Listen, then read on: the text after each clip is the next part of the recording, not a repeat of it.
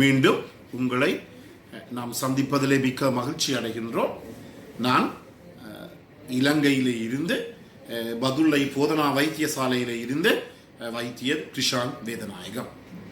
பிள்ளைகளுக்கு ஏற்படுகின்ற வயிற்றோட்டம், வாந்தி பேதியை பற்றி நாங்கள் பார்த்து கொண்டிருக்கின்றோம். அவற்றிலே ஏற்படுகின்ற குணங்குறிகள், அதாவது இந்த வயிற்றோட்டம், வாந்தி பேதி அல்லது அக்யூட் கேஸ்ட்ரோ என்ட்ரைட்டிஸ் ஏற்படுகின்ற போது ஏற்படுகின்ற பிரச்சனைகள் என்னென்ன ஏற்படும் என்பதை பற்றி பார்த்து கொண்டிருக்கின்றோம். இந்த வயிற்றோட்டம் அல்லது வாந்தி பேதி ஏற்படுகின்ற போது உடலிலே இருந்து நீர் இழப்பு ஏற்படுகின்றது. இந்த நீரிழப்பானது நாங்கள் அதை டீஹைட்ரேஷன் என்று சொல்லுவோம். இந்த நீரிழப்பை நாங்கள் 3 விதமாக பிரித்து பார்க்கலாம். ஒன்று மிகவும் குறைந்த நீரிழப்பு, இரண்டாவதாக மத்தியமான நீரிழப்பு, மூன்றாவதாக மிக கூடிய ஒரு நீரிழப்பு என்று நாங்கள் சொல்ல முடியும். மிக குறைந்த நீரிழப்பு என்றால் உடல் திணிவிலே 5% உள்ளேதான் உடல் திணிவிலே இது குறைவடையும். அதே நேரத்திலே மத்தியமான நீரிழப்பு என்றால் உடல் திணிவிலே இருந்து 5% 10% உடல் நிறை குறைவடையும். மிகவும் கூடிய ஒரு நீரிழப்பு என்றால் உடல் நிறையிலே இருந்து ஏறக்குறைய 10% கூட உடல் நிறை குறைவடையும். 5%க்குள்ளே 5% இந்த 10% மட்டும், பிற 10% கூடுதலாகும். இதைத்தான் நாங்கள் இந்த டீஹைட்ரேஷன் கிரேட் என்று சொல்லுவோம். மைல்டு, மாடரேட், சிவியர் என்று சொல்லுவோம். குறைந்தது, மத்தியமான நீரிழப்பு, மிக கூடிய நீரிழப்பு என்று சொல்லுவோம். இந்த 3க்குமே ஏற்படுகின்ற அறிகுறிகள் வித்தியாசமாக இருக்கின்றது. இதை வைத்துக் கொண்டுதான் நாங்கள் பிள்ளைகளை நாங்கள் அவதானித்துக் கொள்ள வேண்டும். முதலாவதாக இந்த மிக குறைந்த அளவு நீரிழப்பு அல்லது மைல்ட் டீஹைட்ரேஷன் என்று சொல்லுகின்ற போது, இந்த மைல்ட் டீஹைட்ரேஷன் ஏற்படுகிற நீரிழப்பிலே பிள்ளைகள் என்ன செய்யும்? தண்ணீரை வாங்கி குடிக்கும். தண்ணீர் தாகம் எடுக்கும்.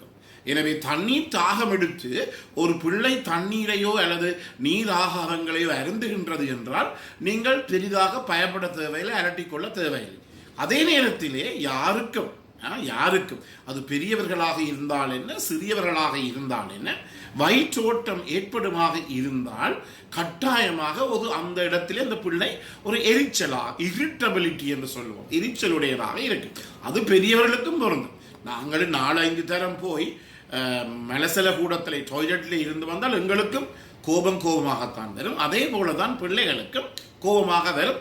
பிள்ளைகளும் எரிச்சலோடு இருக்கும், இரிட்டபிலிட்டி என்று சொல்லுவோம். எனவே இந்த 5% குறைந்த உடல் நிறை இழப்பை ஏற்படுத்துகின்ற மிக குறைந்த நீரிழப்பானது, மைல்ட் டீஹைட்ரேஷன் ஆனது 2 குணங்களை கொண்டது. ஒன்று, பிள்ளைகள் நன்றாக தண்ணீரை குடிக்கும். இரண்டாவதாக எரிச்சலுடையதாக இருக்கும்.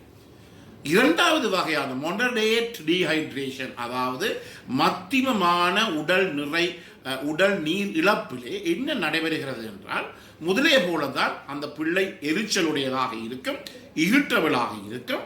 அதே நேரத்திலே தண்ணீரை நல்லாக குடிக்கும். அடுத்ததாக இந்த சிறுநீருடைய அளவு கொஞ்சம் குறைவடைந்து காணப்படும். சிறுநீர் வெளியேறுகின்ற அளவு கொஞ்சம் குறைவடைந்து காணப்படும். முந்தி பார்த்தால் ஒவ்வொரு 2-3 மணித்தியாலத்துக்குள்ளே சிறுநீர் கழிக்கின்ற பிள்ளை இப்போது 4-5 மணித்தியாலத்துக்கு பிறகுதான் சிறுநீர் கழிக்கின்ற தன்மை எங்களாலே காணக்கூடியதாக இருக்கின்றது. எனவே இந்த இடத்திலே பிள்ளைகள் சிறுநீரை வெளியேற்றும் அளவு கொஞ்சம் குறைவடையும். அதே நேரத்திலே உங்களுக்கு தெரியும், இந்த சிறு பிள்ளைகளுக்கு அவருடைய தலையிலே 2 விதமான இடைவெளிகள் இருக்கின்றது. முன்னால் இருக்கின்ற இடைவெளி, அடுத்ததாக பின்னால் இருக்கின்ற இடைவெளி. இதை anterior frontal என்று சொல்லுவோம். பின்னால் இருக்கிறதை posterior frontal என்று சொல்லுவோம். இந்த முன்னாலே இருக்கின்ற இடைவெளியானது பிள்ளைகளினுடைய வயது 1.5 வயசு 18 மாதத்திலே அப்படியே மூடிவிடும். அது மூடிவிடும் என்றால் அது அப்படியே எலும்பாக மாறிவிடும். 18 மாதங்கள் மட்டும் இந்த முன்னாலே இருக்கின்ற இந்த இடைவெளியானது அப்படியே இருக்கு.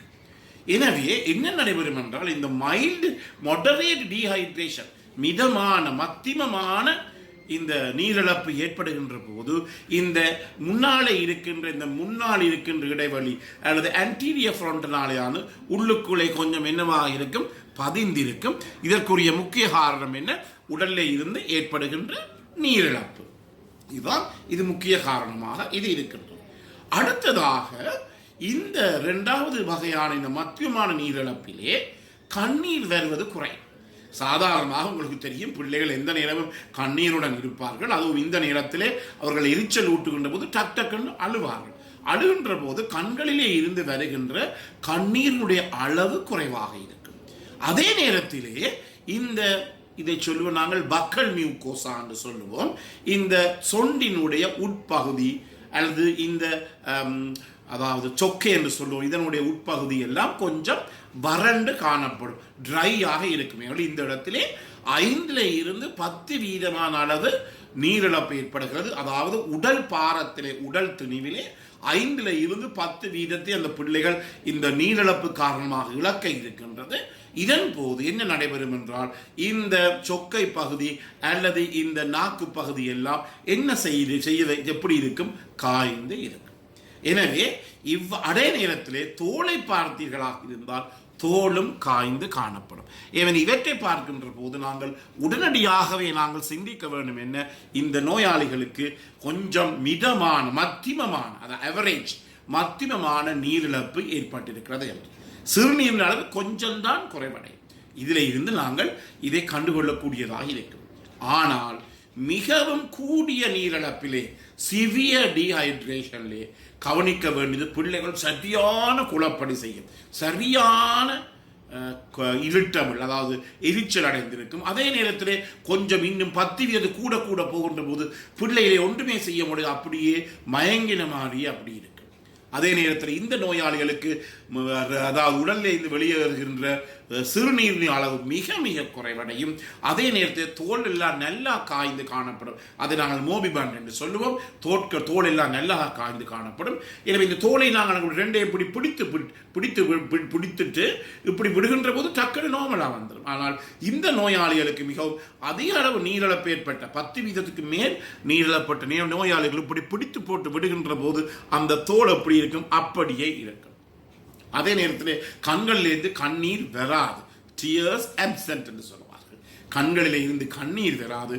அதே நேரத்தில் பிள்ளைகள் விரும்பி குடிக்காது, ரிஃப்யூஸ் டு ஃபீட். அதுதான் பெரிய பிரச்சனை.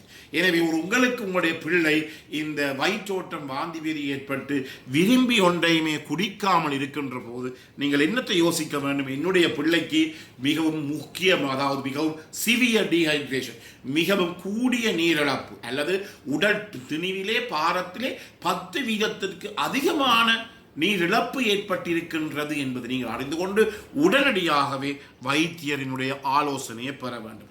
அதற்காகத்தான் நான் இந்த 3 வகைகளாக பிரித்து, இந்த நீரிழப்பை 3 வகைகளாக பிரித்து நாங்கள் சொன்னோம்.